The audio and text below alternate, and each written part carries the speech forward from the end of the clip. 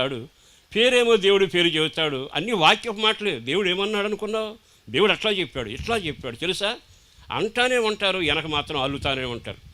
అబద్ధాల పుట్టగా ఉంటే నువ్వు చెరలో ఉన్నట్టు కాదా? శరీరాశల ప్రకారం జీవిస్తుంటే చెరలో ఉన్నట్టు కాదా? బాగా ఆలకించండి. మన వ్యక్తిగత జీవితంలో చాలాసార్లు చెరలో ఉన్నాం.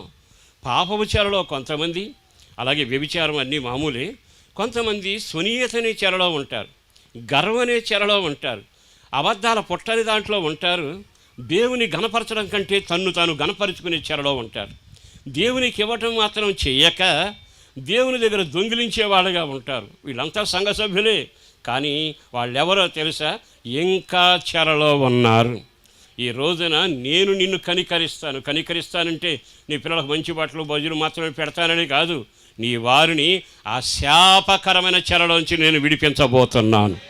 దేవునికే మహిమ కలుగునగాక. ఈ వాక్యం మీద చేయబెట్టి మీ ఇంట్లో మారిన వారు కానీ, ఒకవేళ మారిన వాక్యానుసారంగా నడవని వాడు కానీ, ఇంకా పాపపు చెరలో కానీ, వ్యసనాల్లో కానీ, చీకట్లో కానీ, ద్రోహంలో కానీ, పాపంలో కానీ